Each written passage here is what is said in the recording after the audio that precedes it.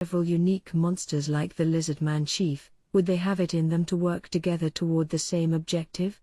Assembling an unheard-of force like this would require some other presence, something pushing all those talented, unique monsters to strive for a common goal without going at one another's necks. Such a uniquely charismatic leader would mean that even low-level orcs could not be trifled with. In fact, they could be a threat like none before. Should I take action under the assumption that such a superior leader is among them? Do the orcs have it in them, so to speak? Wait. Could it be? Reaching a certain point in his own logic, the chief grew visibly agitated. The thought was something he wished to banish from his mind, but he couldn't. Someone capable of ruling over such a force. Someone said to be born only once every few centuries. Could there be an orc lord among their ranks? As soft as the chief's whisper was, it transmitted loud and clear to his people despite the rising commotion. Those who understood it fell quiet, eventually silencing the entire cavern. An orc lord.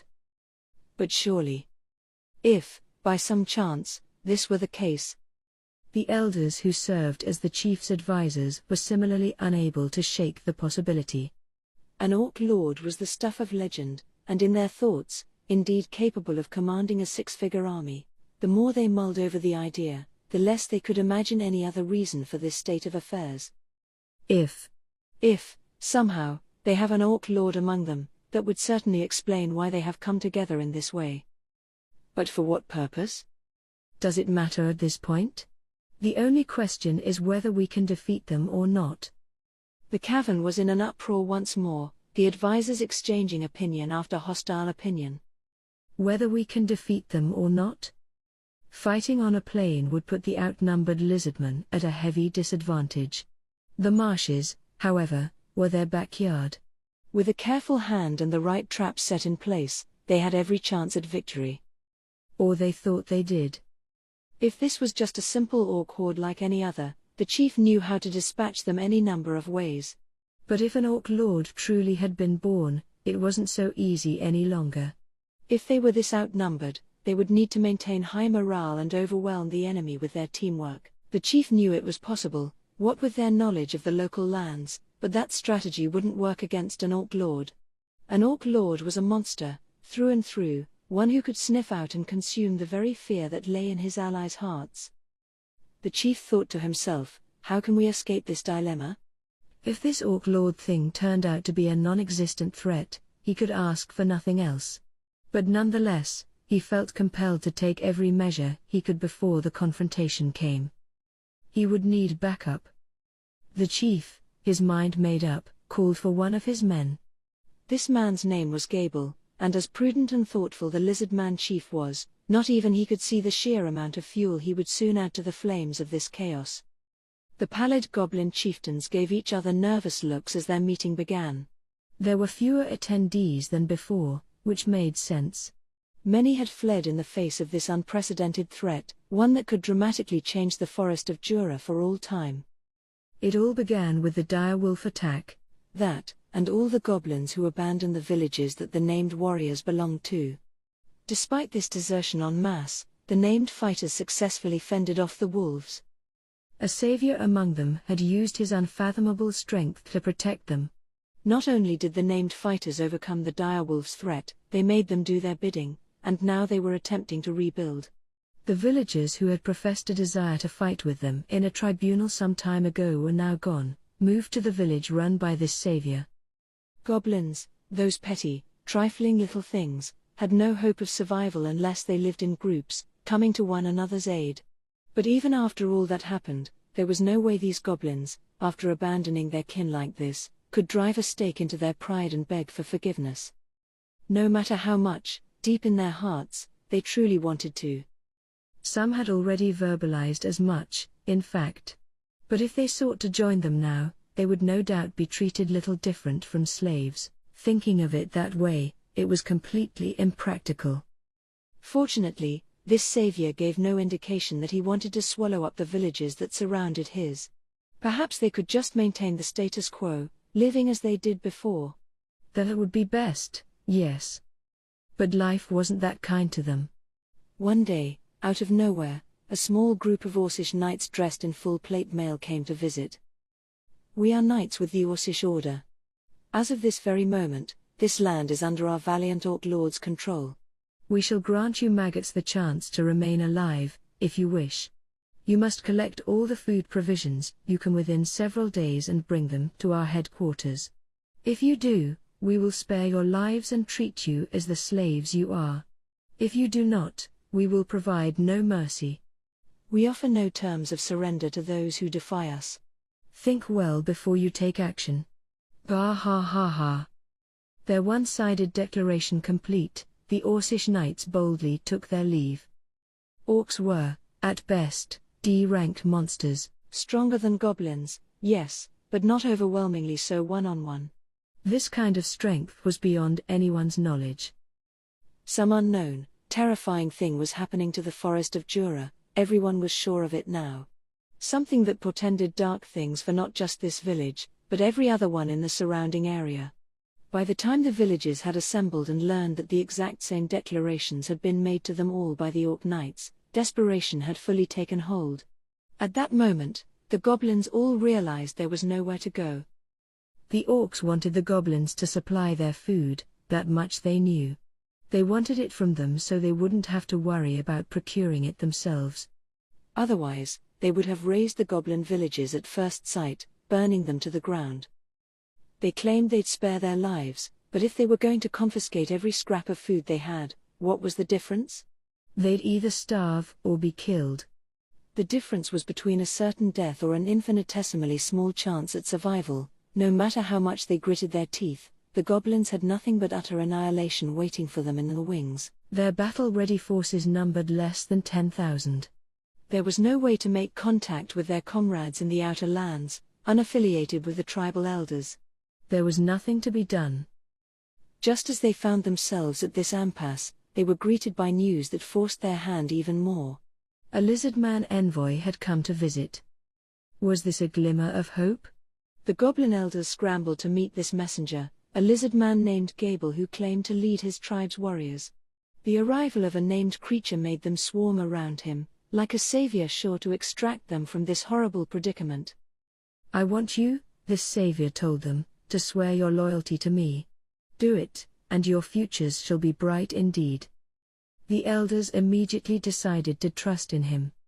It was the classic mistake of the weak, grasping at anything that could possibly aid them. Some of the goblins suggested that it'd be preferable to rejoin their old brethren instead of being ruled by the lizardmen, but they were in the minority. The vote was cast, and they were now under Gable's beck and call, having no idea that this effectively set their fates in stone.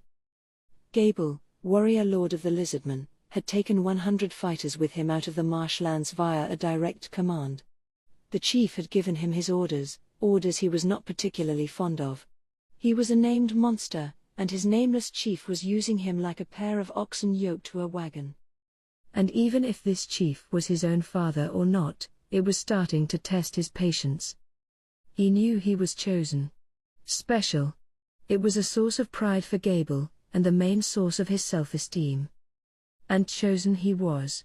He had encountered a certain monster in the marshes, and that monster gave him a name. "You have potential," this figure told him. "In the future, I could imagine you being my right-hand man. I will be back to see you someday." Thus, he was named Gable. He remembered it like it happened yesterday, the event, and the monster, Gelmud. He saw Gelmud as his true master. "He may be my father, but what reason do I have to let a nameless minion boss me around for all time? I need to rule over all the lizardmen someday. I have to, for Sir Gelmud's sake." Was this how things should be? It couldn't be, or so Gable thought. It was a side effect of wanting to be recognized by his father, the ever-stern figure in his life, the great leader of all lizardmen. He was letting his pride overcome him, but he didn't have the vocabulary to realize that. What now, then? The chief had ordered him to travel around the goblin villages and seek their cooperation. He was allowed to threaten them to some extent, but he was expressly forbidden to do anything that could turn them against the lizardmen. A tepid idea, Gable believed. What works with goblins are shows of strength. It always does. As far as he was concerned, His way would work just fine, he had all the power he needed for it. Yes. What need do we have for a chief so weak-minded that the mere thought of an orc horde makes him quiver in fear? Now is my chance to seize control of the entire tribe. It seemed the perfect opportunity, but it wouldn't be easy to bring the lizardman to his side, lizardman who valued power, but also solidarity, above nearly everything else. The chief held control over all his citizens, all the way down to the lowliest muck sifter, and Gable knew few would side with him at first. He thought, still, that he could cobble together enough soldiers who would be loyal to him. The goblins, for example.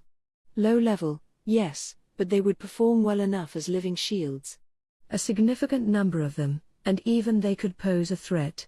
Strength lay in numbers, he knew, and 10,000 sounded like a very useful figure to him. Why worry about the orcs? With my powers as the strongest warrior among the lizardmen, they are but a trifle. And I could seize this opportunity to make my father abdicate once and for all. So, one of the warriors with him chimed in, the era of Sir Gable is soon at hand? Ah ha ha ha ha. Indeed, indeed. Very good, my lord. And I promise that we all shall follow you to the end of the world. Gable gave him a confident nod. In his mind, his future as the new chief and great leader of the lizardmen was already a matter of fact. Then, perhaps, his father would finally see him for who he really was. For now, though, he would need to be discreet. Lie low and wait for the right opportunity. Building his forces came first. So he traveled to the goblin villages. One by one, he put them under his command. They had apparently made contact with the orcs already, and that was enough for them to treat him as some kind of benevolent god. It only served to boost his already burgeoning confidence, which made things move in unexpected directions. I am the true hero here, Gable thought. His actions grew bolder, riskier. His inflating ambitions were famished, and soon they needed to be fed. Several days passed. I had worried at first that Benimaru and the ogres might not get along so well with my people, but I guess I had nothing to worry about. To hobgoblins, ogres were a rank or two higher on the pecking order, but the goblins had the capacity to accept them as their own, and since ogres weren't too keen to pick on those who were weaker, they were practically worthy of worship as far as goblins were concerned.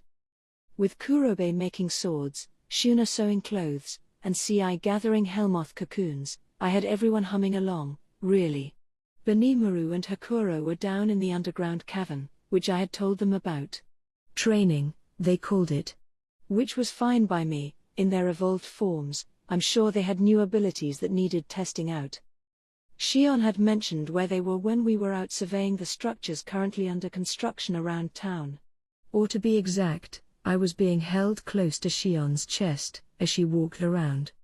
She had volunteered to be my secretary, and I had no reason to turn her down, so she was now serving as my transport in the place of Ranga. I could have transformed into a human, but, really, being a slime was a lot easier.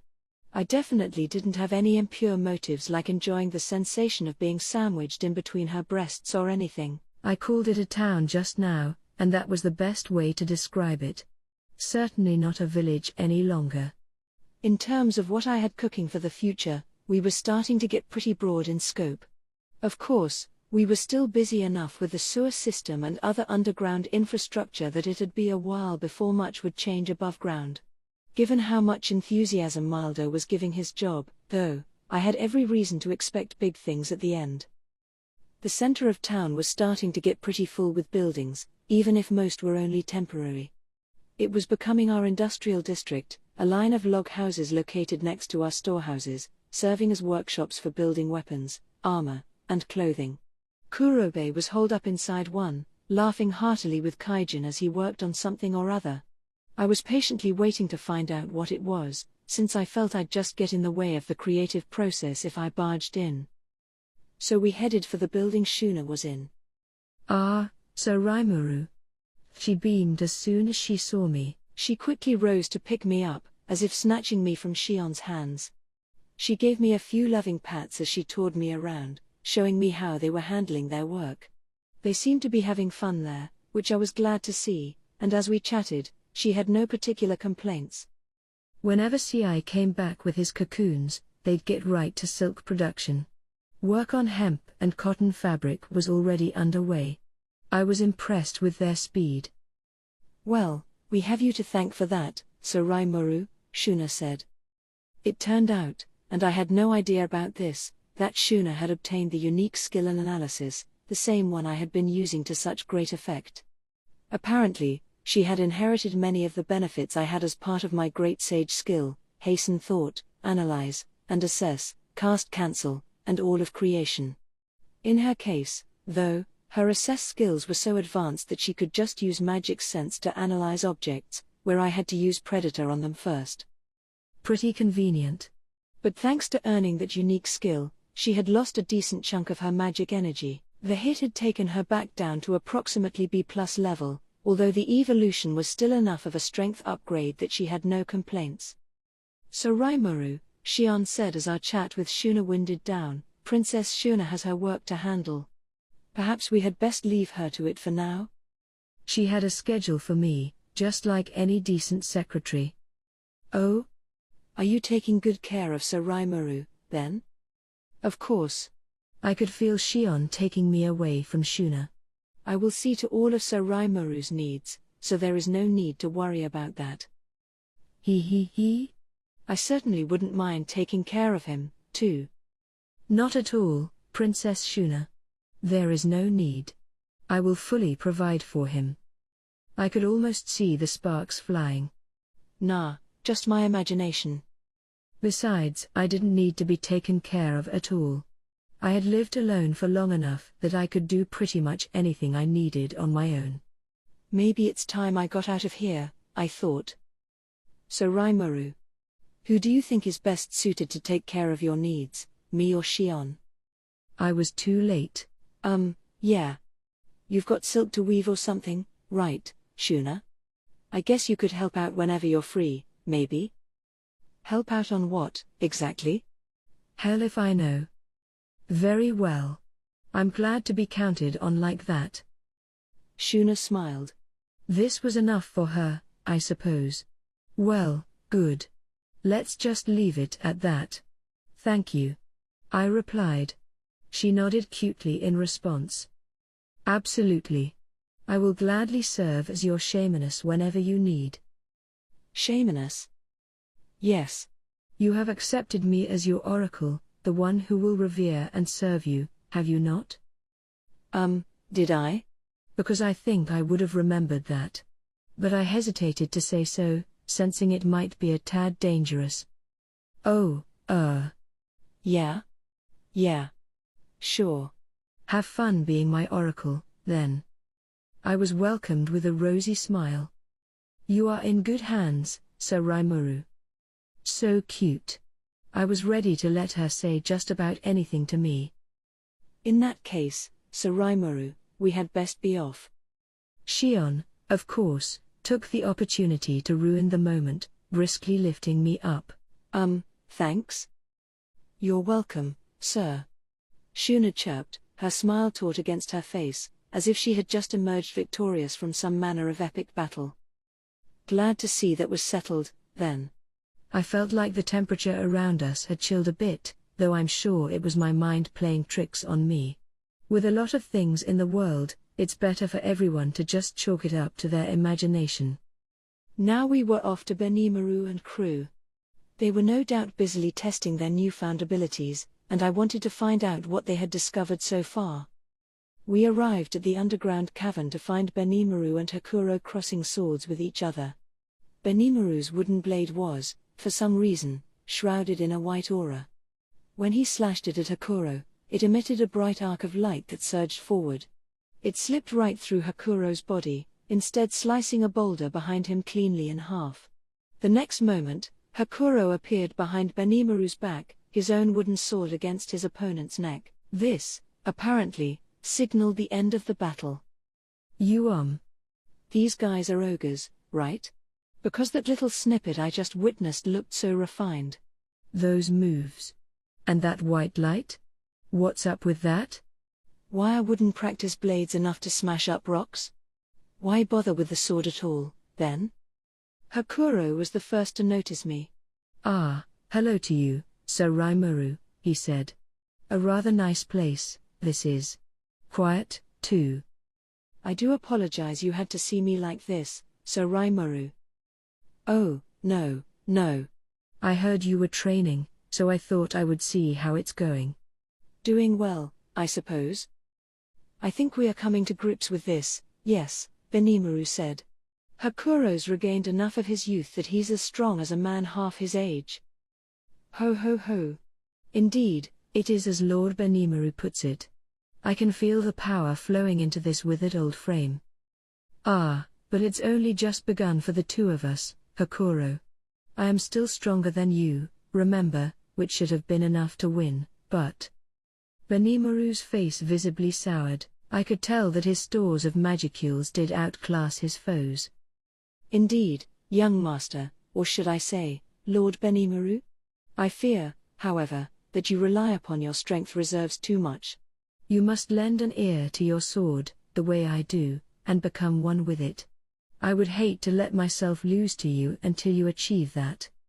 Even before he evolved, Benimaru was a masterful enough fighter to sneak up behind my back. I still remembered how he evaded my magic sense long enough to slice right through my arm, even with multi-layer barrier and body armor protecting it. I didn't want to dwell on the thought much, but he might just be strong enough now to finish the job for good. Yeah, you locked my arm off not long ago, didn't you? I said. If you don't mind my honesty, that threw me, man. Ha ha ha ha ha. And then you regenerated it at a moment's notice. I believe I was the one nearing panic. Well, that was true, yeah. Accurate, but it only happened because I stumbled upon ultra-speed regeneration on my feet back there. What Benimaru didn't know wouldn't hurt him, though. I was pretty impressed with how you managed to completely hide yourself like that, though. How did that work? That is a skill known as battle will. It uses my aura, which places it in a different family of skills from magic. As Hakuro put it, battle will was a unique sort of art, or technical skill, that transformed the magicules within the body into fighting spirit, thus powering up the wielder's physical form. If one's aura is what comes out while you're not doing anything, fighting spirit is what your body releases while, well, fighting. Although given the auras already available to high-level monsters, it struck me as 6 of one, half a dozen of the other. There were a few other arts, too.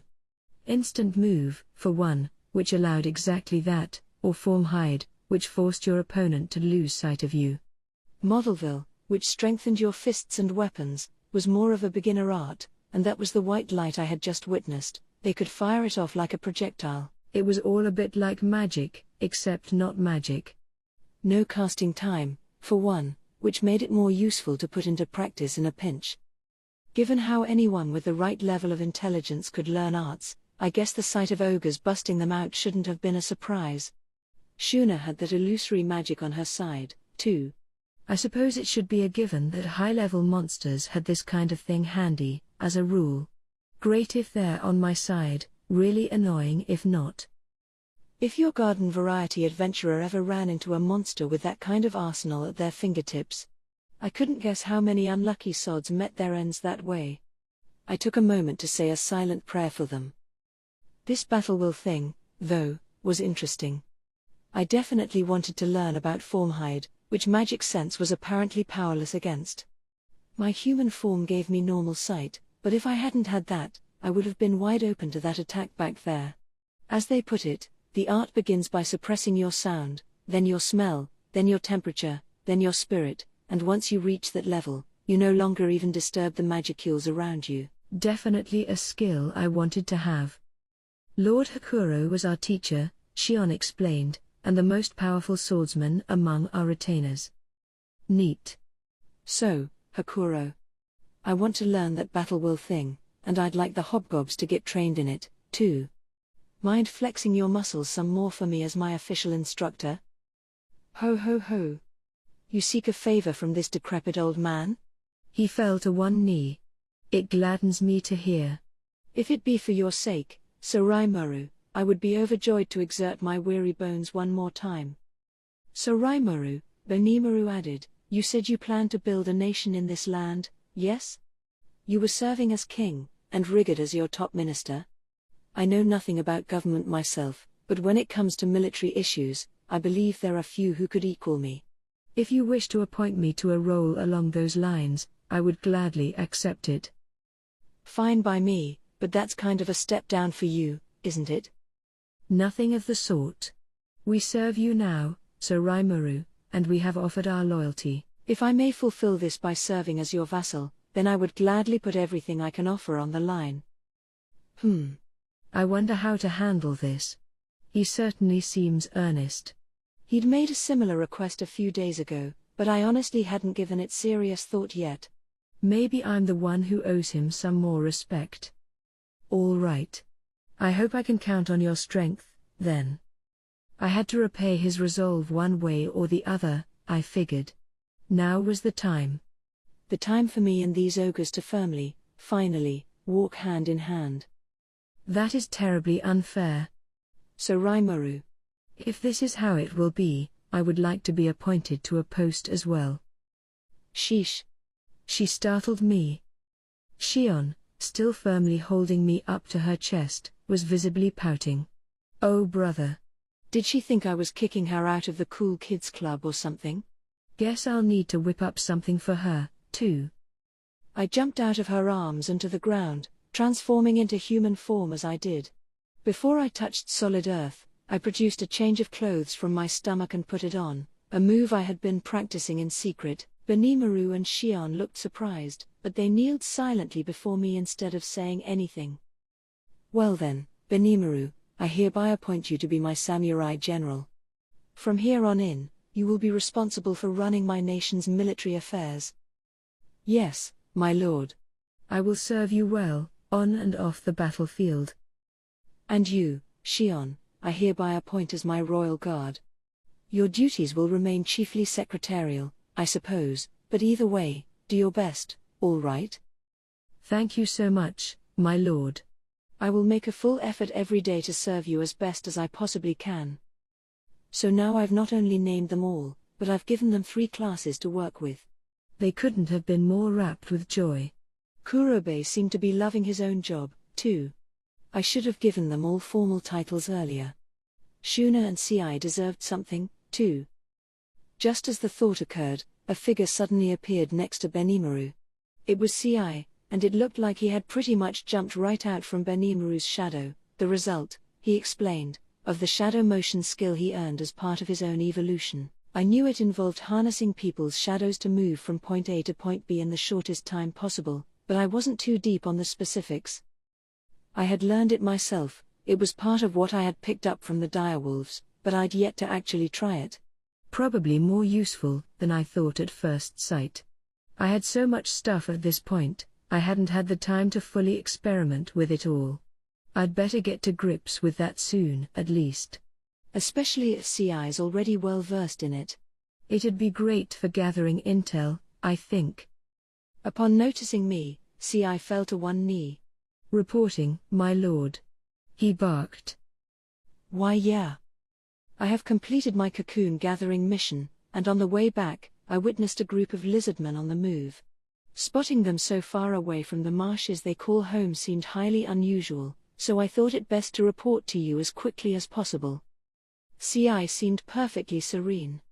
His breath wasn't ragged or anything, but I was sure he must have hurried right over. My sense heat source skill told me his body temperature was slightly higher than normal. "Lizardmen?" "That is odd," Benimaru said thoughtfully. "So lizardmen and orcs?" Something was definitely happening now.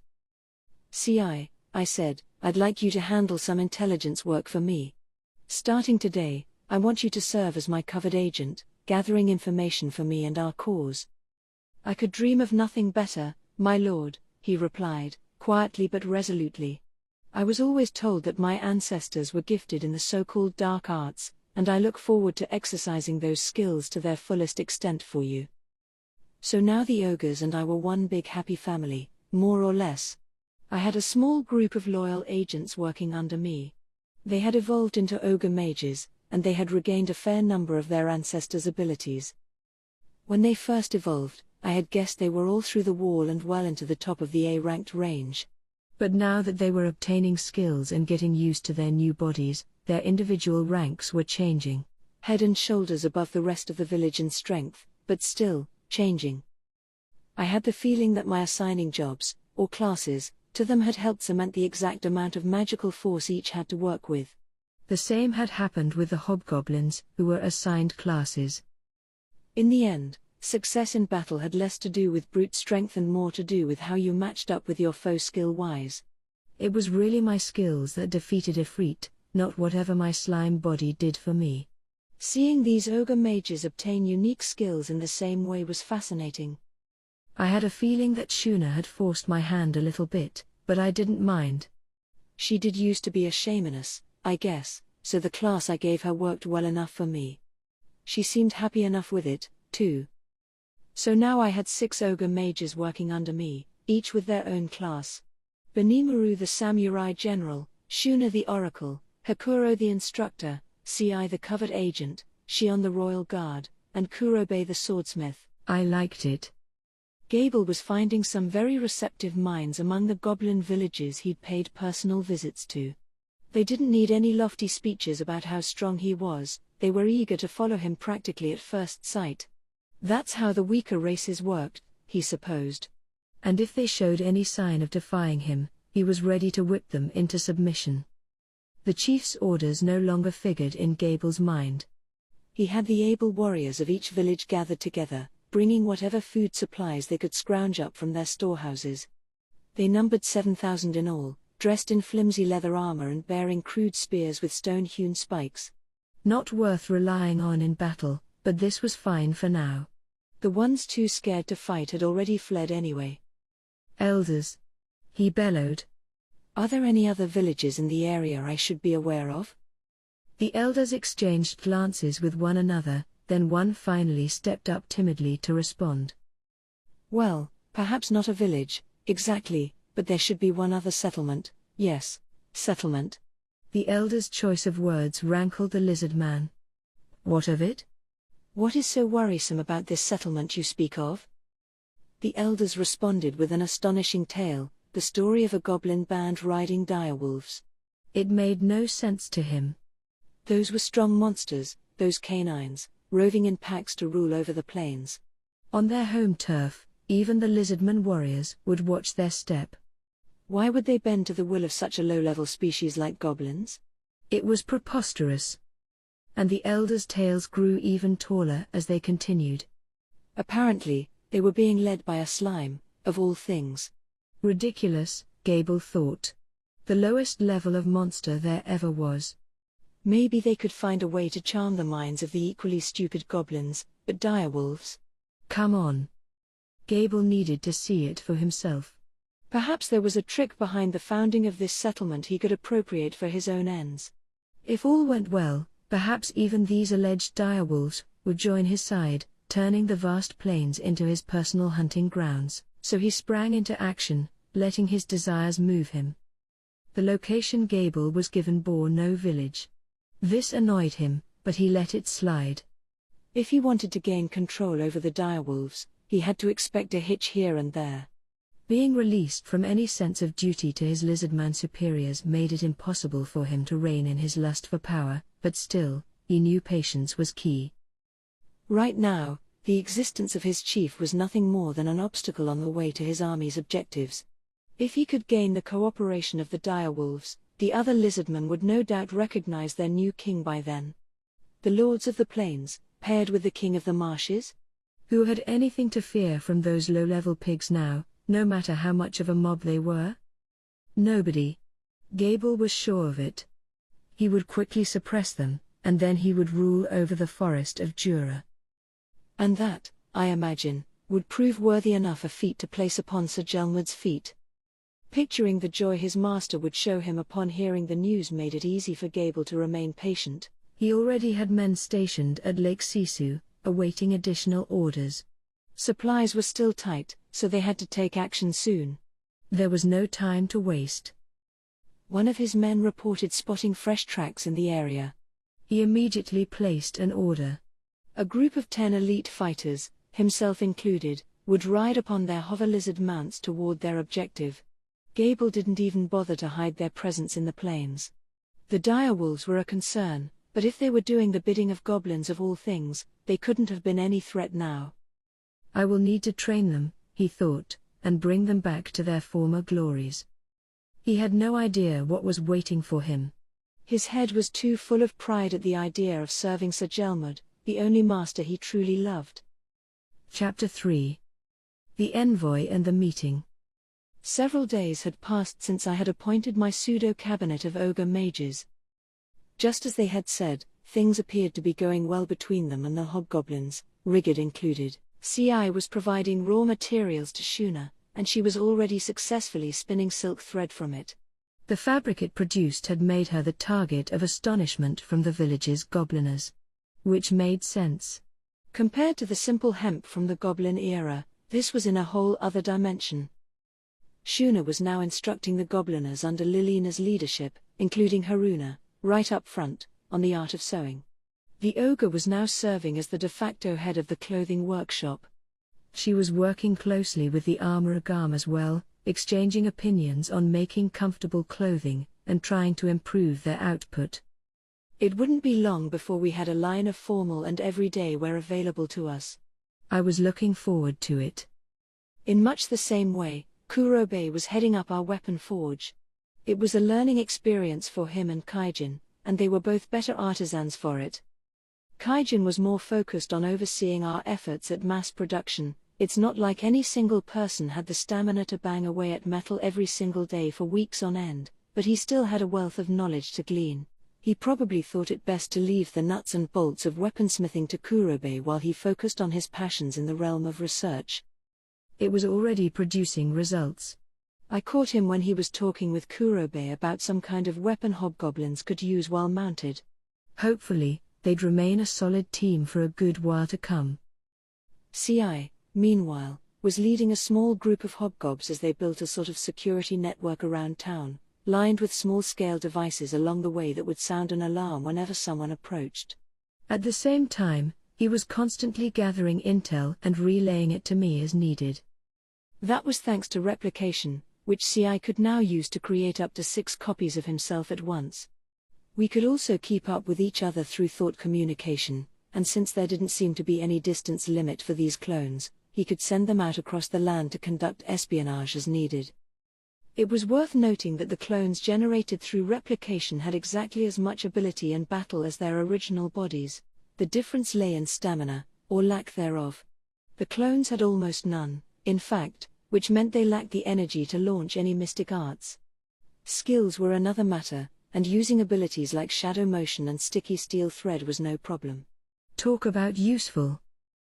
CI's abilities seemed more than a little inherited from mine, in a way, and he had already fully mastered them. It was interesting, actually, seeing how different people could use the same skills with such differing degrees of virtuosity. Not like I was a dunce, I don't think. It was more like CI was a genius at it. To tell the truth, I had actually sent out a scout or two of my own before I formally employed CI for the job. Intel gathering was a fundamental part of my mission, and if the orcs and lizardmen were acting suspicious, I couldn't simply assume that our neck of the woods was safe. The hobgobs were still amateurs at that kind of thing, though. The best they could do was observe their faraway neighbors from a distance. As irritating as that was, they'd be in danger of capture if they came too close to anyone, and even if they escaped, they'd still tip off our presence to potential enemies. Putting CI on the task was absolutely the right answer. These were the products of replication, after all. If they were spotted, he could just make them vanish. And having thought communication handy was huge. In a world without so much as a cell phone, we could now talk and trade info far more quickly than before. Should I go on reconnaissance, Sir Rimuru? I remember him asking, cool as a cucumber. Would you mind? I'd said, and he'd immediately replied, right away, my lord, and simply disappeared. A textbook shadow motion maneuver. CI seemed cool-headed, not the kind of guy to make any brash moves. He was well suited for recon, in other words. The perfect covert agent.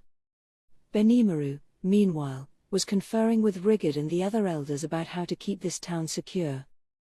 I had established a new department of the army and left him in charge, although the only other member at this point was Hakuro. Riga and the rest of the town's security force were busy securing food and natural resources. I couldn't draft them into the army that easily. I'd probably have to reorganize them at some point and field volunteers. That appeared to be what Benimaru was talking about with Rigid.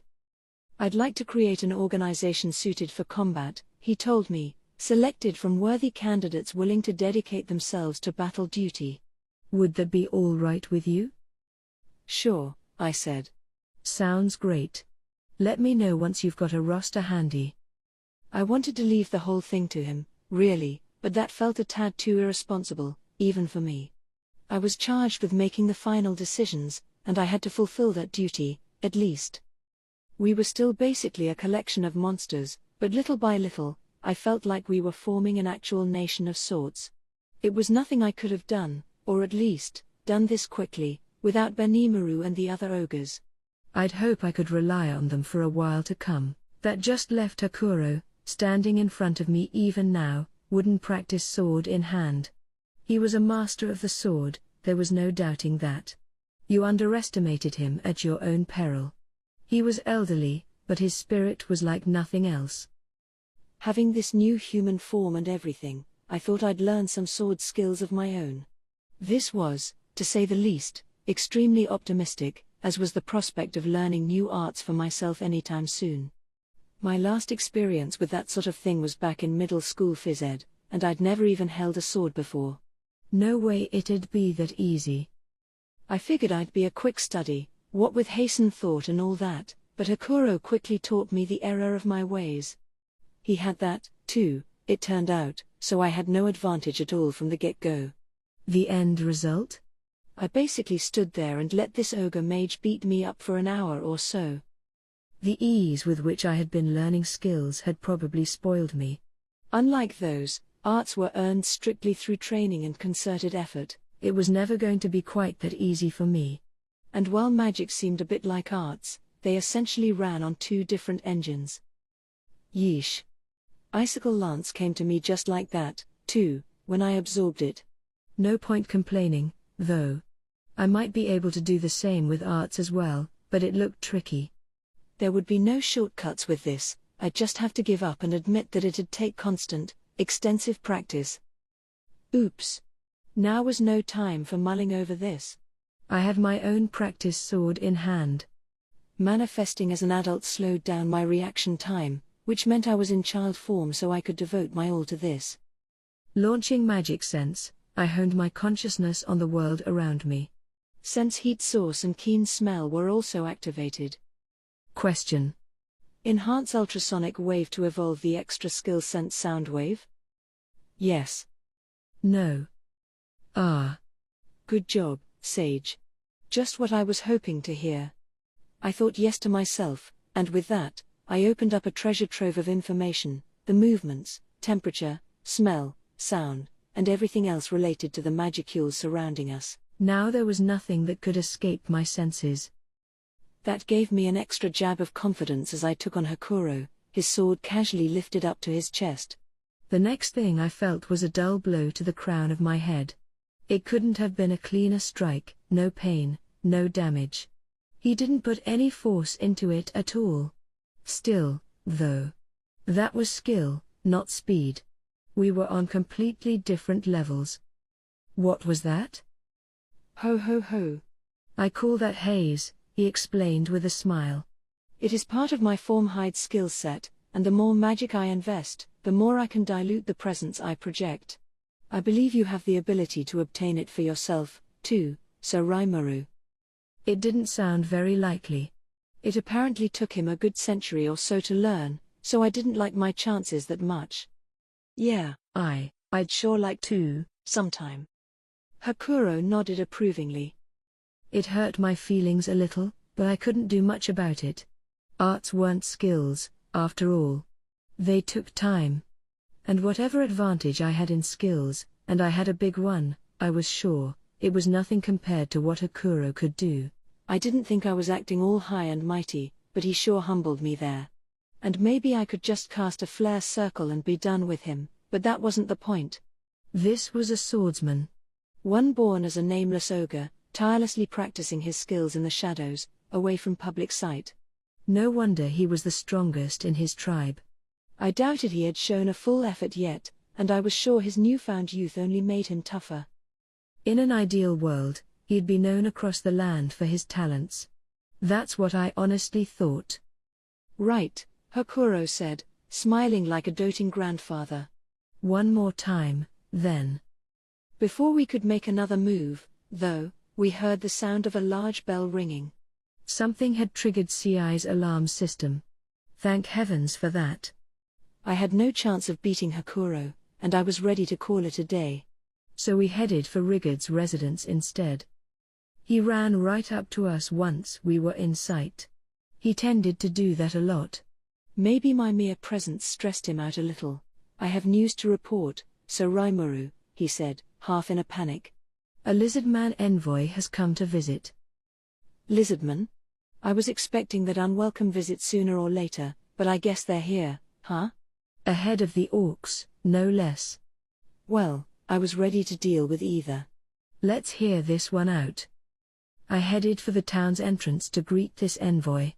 They hadn't arrived yet, instead sending an advance messenger who told us to bring everyone in the village out front. I asked why the guard didn't just shrug him off, but he was riding a hover lizard, a fairly large mount reserved only for the night classes, and I'm sure that must have made Rigard pee his pants. If this was a troop of night-level lizardmen, no goblin village would stand a chance. They'd be ripped apart.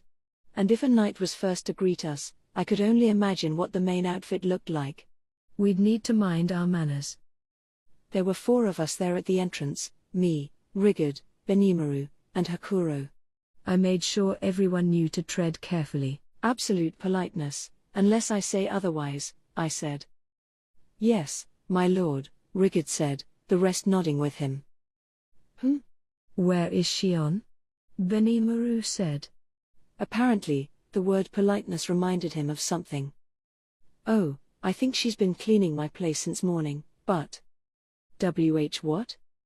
For some reason, Hakuro appeared shocked at my reply. Is that a problem? No. Not at all. Indeed, Benimaru added. She has grown. It should be all right. This was starting to concern me. And as it turned out, I should have been alarmed. Shion was soon there at the entrance, providing tea. Working hard as my secretary, I figured. I wanted to compliment her on it, and then I took a sniff. This is tea, right? There were these weird, seaweed-like leaves flopping over the edge of my cup. It could not have been any potable beverage. I looked to Rigard, seeking out a possible explanation. He averted his eyes. What the heck? Benimaru, meanwhile, had his eyes firmly closed, not giving me a second glance, and Hakuro had vanished, using his arts to become one with the wind. They knew, didn't they? And all the time, as I hesitated, Shion was looking right at me, waiting for my praise. How am I supposed to heap praise on her for this? My instincts were screaming at me to dash the cup against the ground, but was I doomed to this fate all along? Why the hell did I have to be human right now? It would have been a lot easier to deal with this as a taste bud-free slime. Just use Predator to take it apart, and I'd be perfectly safe. Too late to curse my bad luck now, though. Stealing my resolve, I slowly reached out for the cup in Shion's hand. Just as I did. Ooh, some tea? I was just feeling a bit thirsty. Gobta, freshly back from his patrol detail, grabbed the cup and emptied it in one gulp. Nice one, dude. Perfect. A warm round of applause for the man. Shion's face was now a mask of pure anger, but Gobta didn't bother noticing. Or to be more exact, he was in no shape to notice. When a small plume of foam escaped his mouth, he immediately collapsed, twitching in a spasm. Yeesh. That could have been me, man. Shion looked on quizzically, apparently not expecting this. It was a cute piece of body language with her looks, but I wasn't fooled. From now on, she was banned from any work involving food or drink. Ah, Shion, I said, next time you make anything you want people to eat or drink, make sure to run it past Benimaru first, all right? Benimaru shot me an icy stare. Like I cared. You're the boss, man, I silently replied. You handle it. He joined Shion in staring awkwardly at the ground. I still felt vindicated. If anyone had actually gotten hurt here, what would they do then? Oh right, I guess Gobta did, kinda. But. He'll be fine. I'd have to thank him later for serving as my inadvertent taste tester. And I'd also have to count on Benimaru to keep the body count from rising any more. By the time we heard the full Lizardman envoy thundering toward us, about an hour had passed from the initial alarm call. I reverted to slime form, enlisting Shion to hold me in her arms, just in case, I explained. I couldn't help but feel overall safer as a slime. Shion was all gung-ho about her guardian role, too, and there was no reason to throw shade on that. I bet she wants to make up for that tea disaster, besides. Wonder how she did cleaning my place, though, come to think of it? No, I couldn't let that bother me now. I shook off the ill omens in the back of my mind and focused on the envoy up ahead. There were around 10 lizardmen, and after a moment, one of them, chest puffed out, dismounted his hover lizard and sauntered up. The leader, I guess? Thank you for greeting me. I will give this village, too, the chance to submit to my rule and authority. I hope you will consider it an honor. Talk about a ridiculous opening line. This wasn't a negotiation so much as it was a declaration. I was too dumbfounded to have an easy response. What was this idiot going on about? And none of my companions knew what to make of it, either. I apologize, sir, Rigid offered, but asking us out of the blue to submit to you like this. PFFT. Have you not heard yet? Those pigs, the orc race, are on the move. They will attack this very village before long, and I am the only one who can save your puny, pathetic hides. According to this lizard man, at least, we were already his loyal subjects. Certainly, if we were about to be overrun by an orc horde, seeking solace under the direction of the lizardman was one option. I was still waiting on CI's report, but until we knew exactly what we were dealing with, it paid to work together, perhaps. Still, though. Yes. I understand there are some among you who have tamed the direwolf race to do your bidding. Whoever accomplished this task, I will gladly appoint as one of my top advisors. Bring him here now. Okay. We could fight together, yes, but what if the team we aligned ourselves with was a pack of idiots? The great thing to fear is not a competent enemy, but an incompetent ally. Napoleon or someone said that, right? It sounded true to me. An incompetent ally would be nothing but a drag on my style. Especially in an environment as volatile as a battlefield. And especially if the ally was my boss, simply entertaining the thought made me shudder. I gave Rigid a glance. He was silent, mouth agape. Benimaru was scratching his head, looking at me like he was asking permission to rip this guy apart. I wasn't about to give it, but I still wasn't sure how to react. I was struck dumb, even more so than I was with Shion's tea.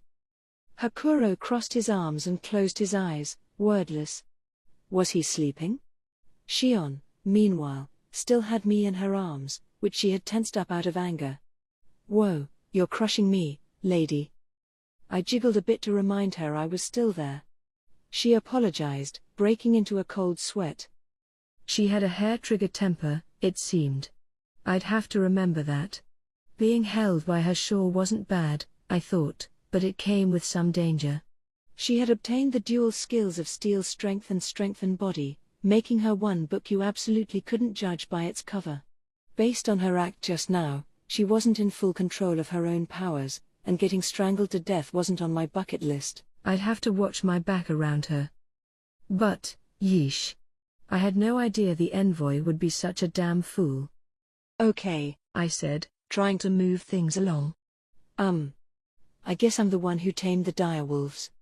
Or, more like made friends with them, maybe? Huh? You, a lowly slime? Enough joking. Let me see some evidence. Then I'll decide whether to believe you. This guy had a bad habit of giving orders from whatever mountain peak he believed he was standing on. I was starting to get irritated, refusing to listen to the other side in conversations like this. Someone needed to knock this dude off his high horse. I occasionally had to deal with company presidents and government officials in my construction job back home, but not even they treated me like such an idiot. One thing I learned quickly with those guys was that the only way to beat them was refuse to play their game in the first place. Teaming up with idiots would earn you nothing. So I decided to switch tactics. Ranga. Here, sir. He stepped out from my shadow. He had been adopting it as a sort of standby post as of late, another way to adapt shadow motion, I supposed. Good. This guy wanted to ask you a thing or two. Could you hear him out? That's right. I tossed the ball over to Ranga. Not because I was lazy or anything, I just figured Ranga would be more effective at dealing with this bozo than I'd ever be. Assuming I wasn't worth the space I took up in the world just because I was a slime was ruder than even Rigid was when we first met. Could anyone blame me for wanting to bow out? Besides, this dude hadn't even noticed my aura yet. He couldn't have been anyone special. It was all pretty weird, really. So Ranga, accepting my order, turned to face the lizardman. A single glare from him was enough to make even the stout-looking guards in their iron chest pieces take a step back in self-defense. And why wouldn't they? Ranga was huge. Not shrunken down at all. The whole of him was right there. My master has ordered me to interact with you. Speak, and I will listen. Ranga was using coercion as he talked. It struck home among the warriors, who were now frozen in place. One, though, wasn't, the envoy, who looked a tad groggy but still maintained his stately, puffed-out posture. I had to hand it to him. Maybe he had more willpower than I thought. Ah. Yes. It is you, then, the alpha or what have you of the direwolves? I am Gable, warrior lord of the Lizardman tribe. I am charmed to make your acquaintance. I am, as you have just heard, a named Lizardman. Will you abandon this slime and join with me instead? How utterly brazen. I wanted to knock him out, but I held back. I had to take the high road here. Just let it slide. I'm a grown-up, so just chill. And you chill, too, Shion. You're going to permanently dent me with that vice grip you've got on me.